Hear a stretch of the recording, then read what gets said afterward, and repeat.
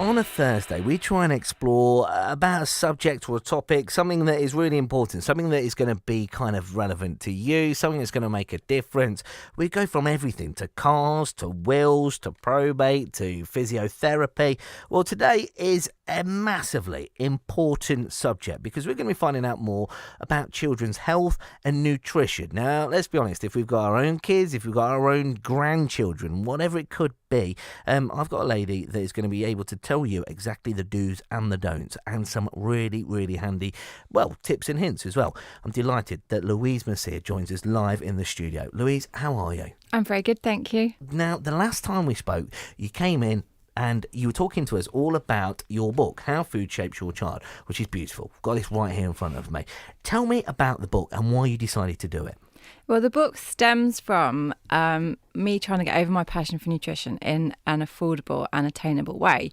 So when my little boy started to get to the point of picking food and looking at food in the shelves, I thought, well, actually, there's not a lot that's great, but there's a lot that's marketed at children. So I used to rant an awful lot on social media about things, and I thought, rather than just actually rant, I'll come up with some solutions, things that I was doing for my little boy, which are affordable, which are attainable, but I'll put them in the book in a way that engages children as well, the way that I've done with him. Now, I've got to admit that the only time, Louise, I've ever seen this is that I've not got any kids. All I've got is a naughty cockapoo. That's it, right? And I struggle with the wife. Do you know what I mean? I've got enough looking after her, Louise, let alone any kids. Is that me and the wife, we're godparents to our best friend's kind of little girl. And I have to tell you, now, other than reading your book, what Kirsty does for Ray is incredible, right? Because I look at Ray's food. She's only 2, and I think, I want to eat that. I want to eat that. That looks absolutely delicious. So what is the secret? Because I've got other friends that have got children, and it's a case of, look, there's a bag of crisps. There's kind of like, a packet of sugary coated raisins or something, and it seems like a quick fix. They're two complete polar opposites. So how do you tackle this? How on earth do you go about kind of changing your mindset from kind of like, from crisps? How is it be less crisp, be more Louise? Do you know what I mean? How do you get that way? You do have to start with parents sometimes, because parental modelling plays a massive influence in what children see and eat. So if the parents are sitting eating crisps, obviously the children are going to want to sit and eat crisps. So if the parents do want to have crisps, so you may want to have them when the children have gone to bed. Otherwise, they're obviously going to want what you have. So parental modelling is really influential, but so is actually what the mother eats in her maternal diet. So particularly when it comes to sweet things, if you eat a lot of sugary food when you're pregnant, particularly in the 3rd trimester, the child will pick up on the taste buds for sweet things, which makes it more difficult when you're weaning because they will tend to favour the sweet things. So is that a case then? If you've got cravings for, kind of really sweet things like ice cream or chocolate or anything like that, chances are baby might be a little bit bigger and you're kind of giving them your taste buds almost. You are definitely giving them your taste buds, yeah. Never knew that. So it's like, this goes right back to conception, basically, yeah. Blimey. Now, what about, right, if people say, because, I ain't just saying it, your book, it's great, there's so many nice ways. There's things in there as a 32-year-old bloke I want to eat. Do you know what I mean? I mean, how about when parents say, like, look, I've not got time, the easiest thing to do is, like, chuck some chicken nuggets and chips in, I'll put some beans in the microwave, job's a good one, that'll do. What about time? What about those parents? All the recipes in the book are things that I make, and I'm a busy mum with my own business, and I need to have meals ready really quickly. We don't eat differently to him, so the recipes do suit adults as well, but I have recipes for chicken nuggets, chips and beans in the book, but they're healthy alternatives. So there's a whole section on swap shop. So instead of, just putting nuggets in the freezer, make them. They don't take that much longer. Chips certainly don't take very long to make your own. Is this a case as well that kind of like, if you're doing this with your children or your grandchildren or, let's be honest about it, right? Between you and me, good job this ain't live radio or anything like that. Some grandparents, right, they might think, you know what? The grandkids are eating absolute rubbish. What a load, like, when they come and see, Nan and Grandpa, I'm going to make them something absolutely delicious.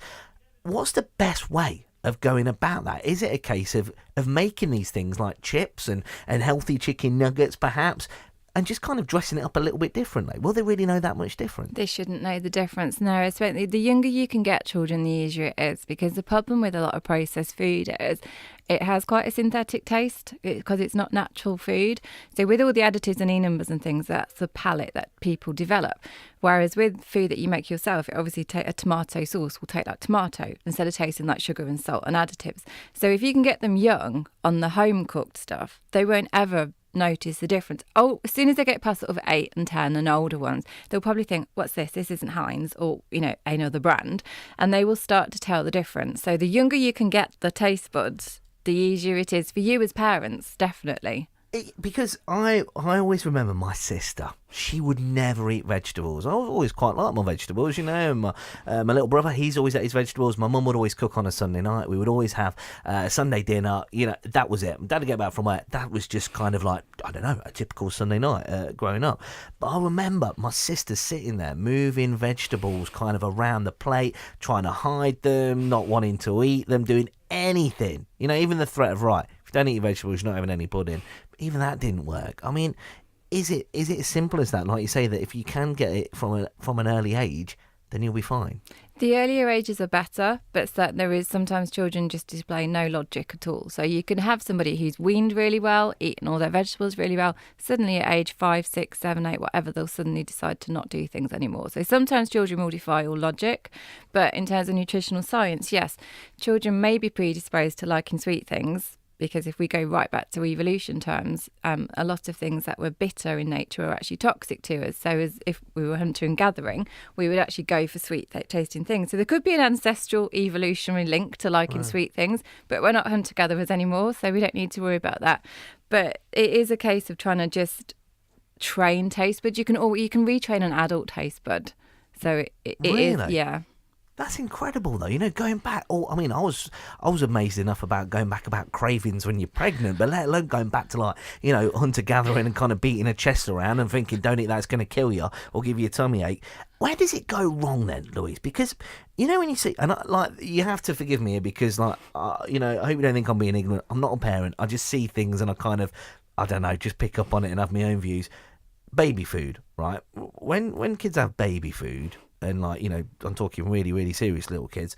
It's always like pulped carrot or pulped apple or kind of like, aubergine and tomato or something like that. It always seems to be fruit and veg in a little jar. So where does it go wrong from that stage to eating chicken nuggets and turkey Twizzlers or whatever it might be? I think it is when they get to the sort of toddler age and they're eating real food, then a lot of parents sort of think, oh, they need to have this sort of simple meal and we'll have our meal later. And they just need to have like a traditional children's meal, which is often something chips and beans or, some sort of potato-based thing. Children don't need to have that second separate meal. They can have in the book, there's lots of recipes that would suit a whole family. They can be children friendly. Children like curries, they like stir fries, they like different dishes. In the book I have like theme nights to introduce different countries, so a Mexican night, an Italian night. Children like to have different food experiences. They don't need to have this sort of bland beige, traditional, what we would think this is a child's meal. And the problem is when you go out to eat, that's often what there is on offer for children. The children's menu is chips and beans, this and chips, this and chips. So is it a case then that we're perhaps a bit scared of giving food that we would eat? Is it a case that we think, oh, they wouldn't like that, they're not going to like... Well, really, we should be trying these things. Yeah, often I see parents differentiating their food from the children's food, where really you should, where possible, I know it's not always logistically possible, eat together, try to have the same food. If you have a curry, often I'll do ours a bit spicier than his because children don't tend to like overly spicy food, but introduce them to as many different flavours and that broadens their palate, because if they just have beige food, that's what they will expect. And I guess there's a massive knock-on effect to this as well, in the respect that if you're sitting down and eating together, then that's better for the family life as well. And I guess it's going to be kind of like, it's going to be cutting down on time as well. Whereas people think this is going to take loads and loads of time, actually, you're doing everyone's dinner at the same time. So it's better for you. Yeah, definitely. I mean, I wouldn't have time to do two separate meals an evening. It's one meal. And we might not always eat together if my husband's not home from work or something like that. But at least it's the same food. So I'm not in the kitchen twice. Get in. It's a win-win situation. My very special guest, Louise Mercier, is joining us live in the studio. We'll talk more about the book. We've got some subjects to talk about as well. So we're gonna explore further just after 2:30 this afternoon. Getting children to eat more veggies. We're gonna have a chat about that. We're going to find out more about how to reduce sugar or the white poison. Is it the white poison? Is that what you call it? The white poison, Louise. How do you get rid of the white poison? Just don't go all Jamie Oliver on me. Do you know what I mean? And also, what is a food treat? Because, we all like treats, don't we? But you've got some alternatives. They're going to work, and they're going to work just as well. You've also given me these cards here with these characters on them. We're going to talk more about that. All of that coming up for you on the afternoon show. If you've got any questions, if you want me to throw anything across Louise and to ask her anything, I'd love to hear from you today. All you need to do is give us a call on 0808 100 1049, or you can text me on 81333, starting your message with the word Leicester. If you've got any questions, you can tweet us as well. All you need to do is just put your question in, send it to @BBC Leicester. It'll come straight through to me, and I'll be able to throw that across Louise as well. More of Louise Mercier coming up for you, expert children's nutritionist. She's coming up more for you just after 2:30 this afternoon. And a good afternoon to you as well. It's 27 minutes to 3 on this Thursday afternoon. My very special guest, Louise Mercier, joins us live in the studio, talking about a book, How Food Shapes Your Child. I've got some really interesting characters here. I keep shuffling these cards, Louise, like, we're going to play poker or something, but I'm looking forward to finding out more about them. Louise, we're going to be talking more after Marillion about getting children to eat more veggies. Now, is it a case that you just chop them up really small, chuck them in your dinner? Well, you can hide them, and there's a whole section in the book on hiding them, but the ideal is to get them to eat them, so it's how you be persuasive with them as well. Is this a mindset thing? It can be, because children like to have power and control, so it can be a battle of wills, but it doesn't need to be a visible battle of wills, because they will win. Yeah, you know what? That makes more sense. If you're like, right, there's your carrots, they're chopped up really, small, and there's a few peas dotted around there as well, eat them. It's not going to end well, is it? No, it generally doesn't. We're all free an easy life as well, aren't we, Louise? Right, okay, we're going to be finding out the best way of getting children to eat more veggies. I think, is it the biggest problem that parents face, do you think? It's either that or sugar. They're the two big issues. Oh, blimey. The white poison or veggies. Right, we're going to have more for you after this. Moment, we are talking about children's health and nutrition with my expert guest, Louise Mercier. Louise, we're talking then, so getting children to eat more veggies, it's an uphill struggle. Parents can't do it, grandparents can't do it. It's one of them things, it's just one of those life's missions. It's like the Bermuda Triangle. How on earth, then, do you go about, Louise, getting kids to eat more veggies? By being sneaky a lot of the time. Okay. So there's the sneaky approach, which is there's a whole chapter in the book about hiding vegetables. So they will never know that they're there. So it's, for example, making pesto with spinach or kale instead of just basil. It's green, it's pesto, they don't know the difference. Pasta's a great way of hiding things in. You can hide loads of things in a pasta sauce. Really? It will just melt it down then? Just blitz it down. As many vegetables as you can throw in a pan and blitz it down. As long as the pasta's got some cheese or something they like with it, they'll never know. So, is there like more of a serious part to this as well? That if you don't get your kids to eat veggies, there's going to be some quite serious health kind of defects, really. Yeah, what we're seeing, there's some part of the book is sort of nutritional facts and figures and some science around health facts, and some of the scary things that we're seeing in the Western world is not only rises in obesity but rises in cases of malnourishment. So malnourishment no longer means just people who are starving, it means people with a bad diet. So all the things that not just vegetables but the sort of the whole foods give, vitamins, minerals, antioxidants, phytochemicals, all those things, a lot of people, children included, just aren't getting them. Reading through this book, there's so much that you do, I'm not just saying this because I've got a book here in front of me, but I didn't know that the brain is made up of 60% water and there should be 40% fat. Now, in the book, it tells you about, how to build a child's brain. It talks about what kind of different parts of the brain are good for what, concentration and interaction and things like that. So is it literally a case then, if, some of these things, like I said, pasta sauce, okay? Pasta sauce, you get your veggies, you blitz them down, you put them in a tomato sauce, you put cheese on the top of it, jobs are gone. Is it a case of just get inventive? Yeah, there's a lot of ways to get inventive with vegetables. So it's using, there's a swap shop in the book as well, so it's using different things instead of the normal things. So cauliflower rice instead of rice. lots of children won't eat cauliflower, but if it's a rice with a stir fry, they probably won't even notice it's cauliflower rice. They just think it's rice. How have times changed? Because like you say, cauliflower rice, I don't think I've ever even had cauliflower rice, but sounds delightful. If I saw a massive, great big head of cauliflower, I'd probably think, that don't look very nice. Cauliflower rice, nice curry with it, or, sort of something. Jobs are good, and you've got one of your 5 a day. Yeah, exactly. That it is about being inventive with vegetables. Because the ideal is you get children to willingly eat vegetables. We don't want to be blending things into adulthood. You want to be willingly eating vegetables. But if they don't, and you are concerned about them not getting their nutrients, then a good way is to start to sneak them in. The other thing, we've mentioned the characters in the book quite a few times. So the characters are a good bribe and a good sort of incentive. So there's also a reward chart in the book. You can download it from the website. So you can give stickers for trying a new vegetable, or children love stickers. They will do anything to get a sticker. So if you say, eat this and we'll get a sticker on the reward chart, they like collecting things and building up to something that they've earned. We just had a really lovely question. Keep your questions coming in. We've got lots of subjects to get through, and I'll keep, don't worry, I'm not going to blindside you here or anything like that. Louise, George has got in touch. So does growing veg in the garden with your children help them eat veggies so they can see where it's come from? It should do, and I do talk about that in the book as well, because what children like is to be involved and to be in control in some way. So if they are involved in putting seeds in the garden, watching them grow, helping to water them, and then they see them starting to grow and they think, I've made this, they're really proud of it, so they want to be part of it. So growing veggies is really good for children. Have you cracked it if your child or your grandchild says to you, Mum, Nan, make that sauce again, would you? Is that when you finally think, we've done this, we've cracked it here? Yeah, you can crack it, but they can always go back on you. Children are fickle creatures, so you can never say you cracked it with a child. I love that. It's like one of my favourite Christmas jokes. It's like, what's the difference between a bogey and a Brussels sprout? Don't know. You can get a kid to eat a bogey. Well, that is very true. All right, isn't it? You can put that in your next book if you like, Louise. These characters, don't expect any royalties from it. These characters we've got here in front of me, we've got Tammy Tomato, Captain Red Pepper Pants, personal favourite probably. My little boy designed that one. Yeah, that's a strong, that's a strong character, isn't it? Dr. Bertha Carrot, Corporal Courgette, and Inspector Banana. I mean, is it a case with these characters and things like that, if you can kind of characterise vegetables and fruit, then it's half the battle as well?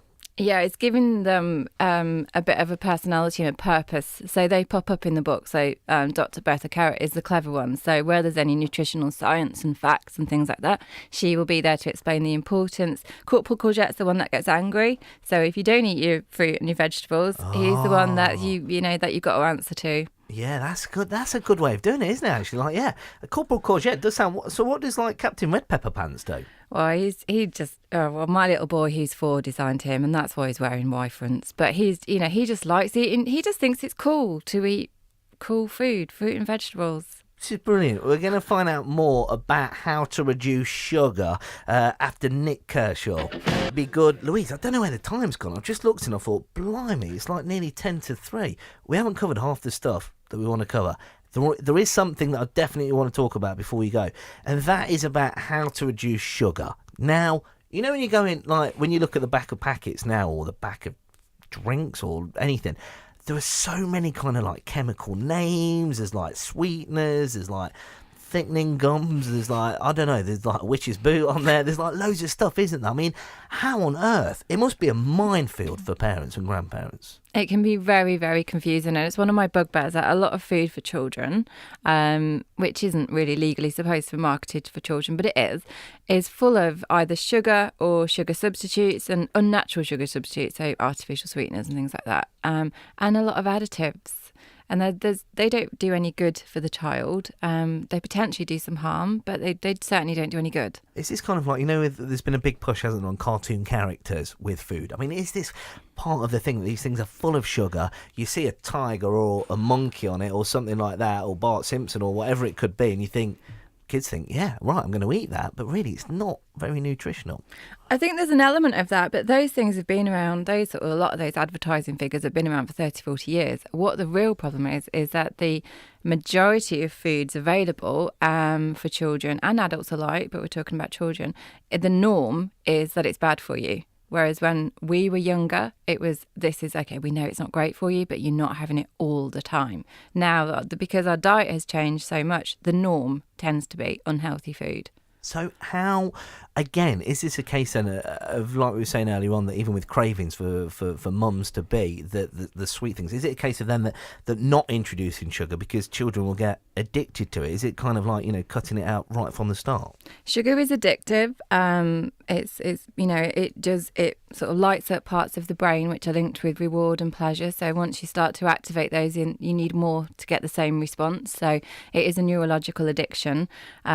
And it's hard to come off that. So children, in the same way as an adult, would find it difficult to come off that. So if you can you can't avoid it completely, but if you can avoid it as the norm and not consider it too much of a treat, because then you go into a different section of the brain, which is an expectation of something, which also goes with you into adulthood as comfort eating. And then you start using it as a bribe, and then it's kind of like, it's a minefield, isn't it? It is indeed. I think I've got enough with Ralph the dog, and let alone like all these little kind of mines and sugar and vegetables and things like this. But you've made it so much more easy, Louise. Like, it's so much more interesting to hear your expert opinion on it, because it does make it so much easier.